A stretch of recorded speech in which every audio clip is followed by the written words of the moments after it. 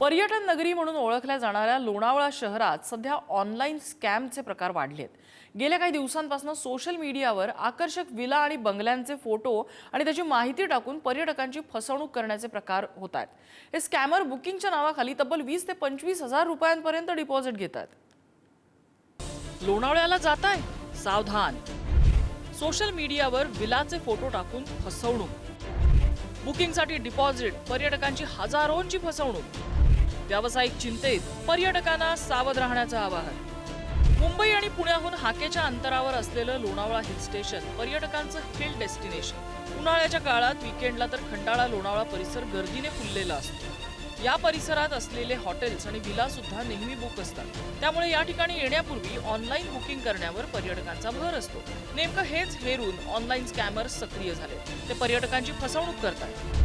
स्कॅमर्सकडून social मीडियावर आकर्षक villa आणि बंगल्याचे फोटो पोस्ट केले जातात। लोणावळ्यातल्या विलांच्या नावाखाली ऑनलाईन बुकिंग घेतली जाते। पर्यटकांकडून डिपॉझिट म्हणून 25 ते 30 हजार वसूल केले जातात। पर्यटकांना संशय येऊ नये म्हणून लोकेशनही शेअर केलं जातं। लोणावळ्यात पोहोचल्यानंतर पर्यटकांना आपली फसवणूक झाल्याचं कळतं। दिलेल्या लोकेशनवर कोणताही विला किंवा बंगलाच अस्तित्वात नसतो।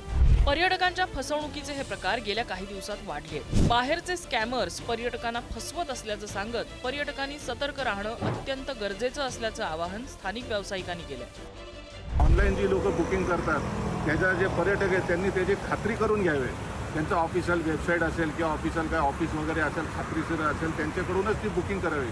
अन्यथा काय होतं, बंगलोची बुकिंग ते करतात, पण इथे आल्यावर त्यांना म्हणजे ते काय तो बंगलो पण नसतो, म्हणजे इथून काहीच त्यांना भेटत नाही, त्यांचे पैसे बुडत असतात। आणि हे चिटिंगवाले जे आहेत, चिटिंग करतात, ऑनलाईन सायबर गुन्हा जे करतात, ते जवळजवळ 50% ॲडव्हान्स रक्कम घेतात आणि रक्कम घेतल्यानंतर कुठेच त्यांचा ठाणपत्ता लागत नाही। आणि हे असं इथे म्हणजे लोणावळ्यात हा ऑनलाईन चिटिंगचा बरेच प्रकार चालू आहे। अशा फसवणुकीला बळी पडलेले पर्यटकही सावध राहण्याचं आवाहन करतात। पर्यटक म्हणून मी तुम्हाला एक असं सांगणार की जे सोशल मीडियावरती तुम्हाला जे बुकिंग वगैरे घेते विला वगैरेची, तिकडून प्लीज तिकडे काय हे नको करा, तुम्ही पैसे नको द्या, बुकिंग नको करा।